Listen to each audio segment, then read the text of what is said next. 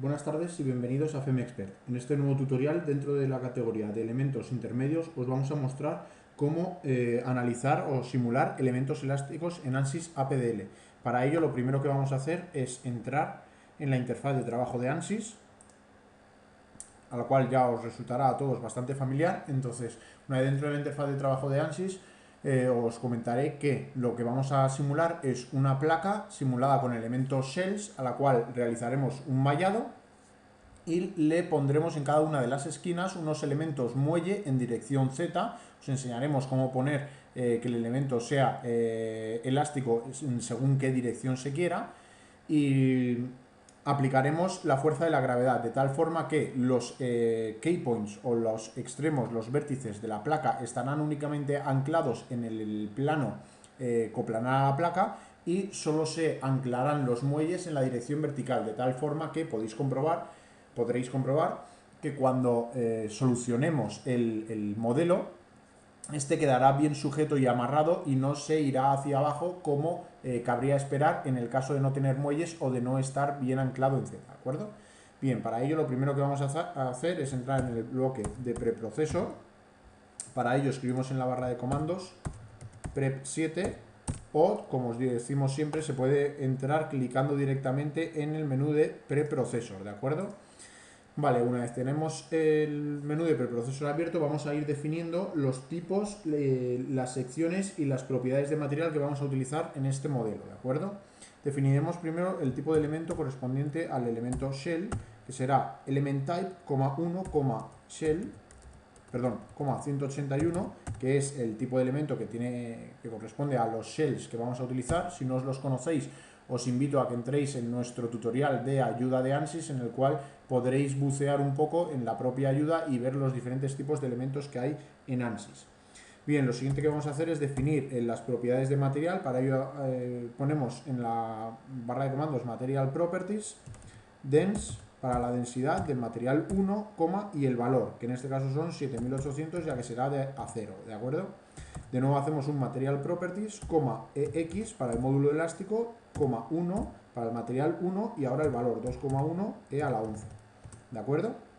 Y por último, otro Material Properties, en este caso PRXY, que sería para el coeficiente de Poisson, que es como se define en ANSYS, del material 1, y el valor, que es 0,3.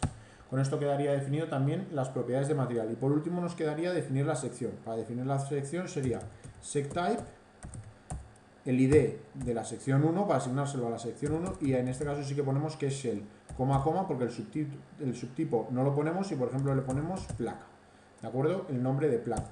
Y por último ya el secdata, que sería por ejemplo 3 milímetros, 3 entre 1000. Bien, con esto ya tendríamos definido tanto el tipo de elemento placa como las propiedades del material 1, que sería 0, y la sección de dicha placa. Ahora vamos a generar la geometría. Para ello crearemos un rectángulo PNG de 100 por 100 milímetros, que sería 0,100 entre 1000, para ponerlo en milímetros, 0,100 entre 1000. Bien, con esto, si hacemos un fit view, podéis comprobar cómo efectivamente tenemos ya nuestra área. Le asignamos las propiedades con el area attributes, el material decimos que es el 1, el real no tiene, el tipo es el 1, que le hemos asignado el shell, el sistema de coordenadas lo dejamos por defecto, que es el 0, y la sección decimos que es la 1. Con esto, si hacemos una list, podemos comprobar cómo efectivamente tenemos el material 1, el tipo y la sección. Bien. Una vez tenemos esto, lo siguiente que vamos a hacer es proceder a dar un tamaño de malla. Para ello hacemos un E de element size, y le ponemos por ejemplo de 1 milímetro, 1 entre 1000, y ya tenemos los milímetros, ¿vale? Y con los milímetros puestos, pues lo único que tendríamos que hacer sería mallar el área con un area mesh a mesh, all. Bien, ya lo tenemos mallado, perfecto. Vamos a hacer una plot para que se visualice mejor. Ahora, nuestro siguiente paso es definir el tipo de elemento muelle. Para definir el tipo de elemento muelle, lo que entramos es en element type, en add edit delete, añadimos uno clicando en el botón add, y en este caso tenemos que buscar el tipo combination. Dentro del combination, el primero que será el combin 14, que es el spring damper, y el tipo de elemento que será el 2. Aceptamos, como podéis ver ya lo tenemos agregado, y si clicamos en él y entramos en las opciones, en la segunda pestaña podéis poner en qué dirección queréis que tenga en cuenta la rigidez que le vamos a dar al amortiguador. En este caso nosotros vamos a quererlo en Z. Por lo tanto, si lo dejamos con esta configuración, lo que vamos a hacer es, donde pongamos estos elementos combin 14 o elementos spring, solo tendrán la rigidez que definamos ahora mediante una real en la dirección Z. Bien, como digo, la rigidez hay que aplicarla, entonces entramos en real constant, en add delete, entramos en add, en combination, y en este caso le vamos a poner, por ejemplo, una densidad muy típica que suele ser 240 newton milímetro, pues le vamos a poner 240, perdón, y lo metemos en milímetros, 3 ceros. Vale, ok, aceptamos, close,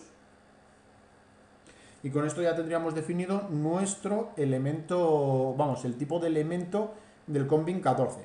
Bien, una vez tenemos el tipo de elemento del combin 14, lo que vamos a hacer es seleccionar los vértices de este área para poder duplicar unos nodos a una determinada distancia, que sean 5 milímetros hacia abajo, y de tal forma que hagamos los elementos muelle entre esos nodos. Lo vais a ir viendo.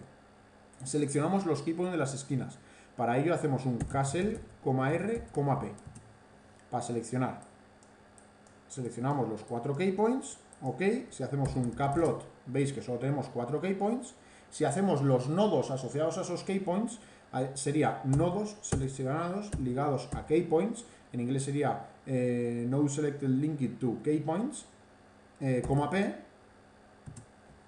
perdón, S, P, nodos seleccionados ligados a keypoints, no, sin más, S.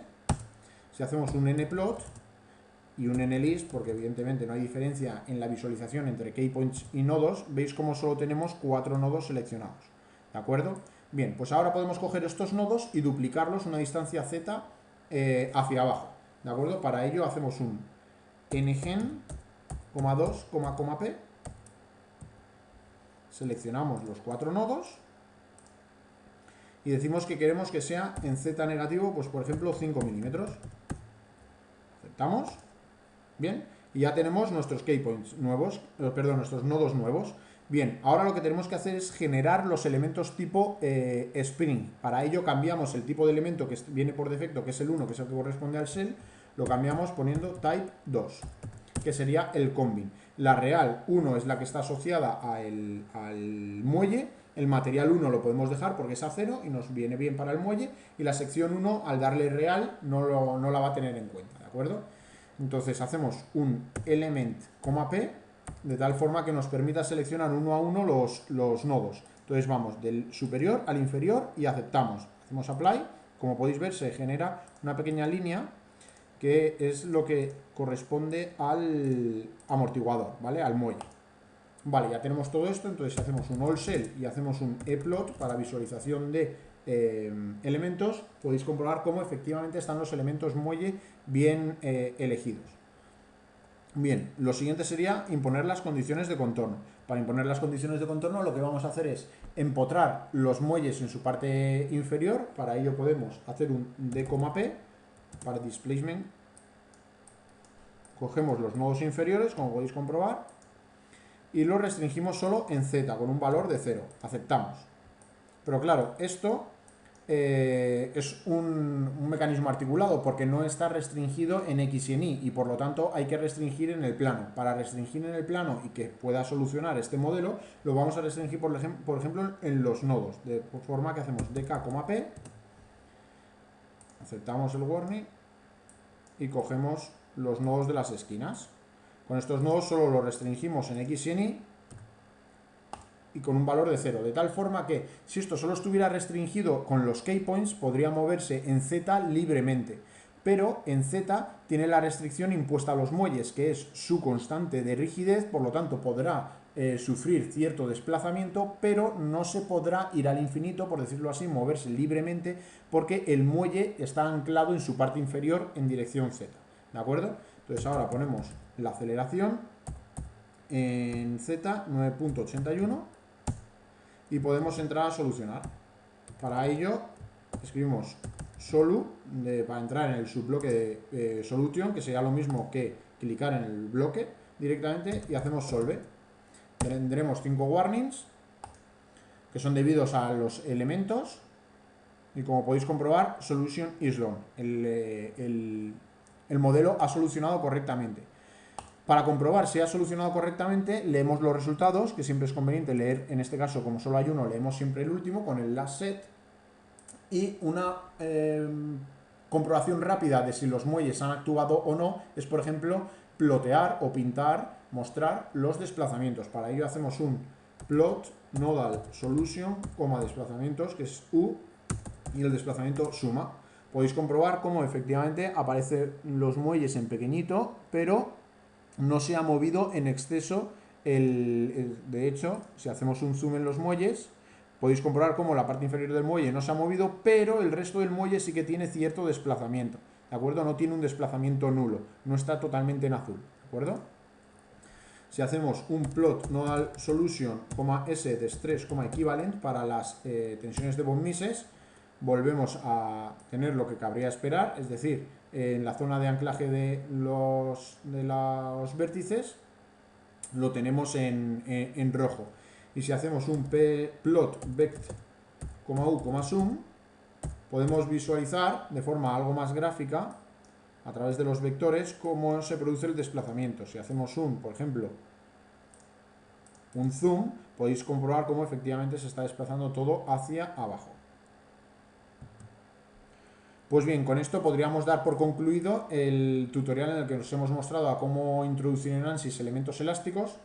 Entonces lo único que nos quedaría sería salir del ANSYS y daros las gracias por estar atentos a este tutorial. Esperamos que os haya gustado, y si queréis ver más tutoriales, seguirnos en las redes sociales, entrar en nuestro canal de YouTube o en nuestra comunidad.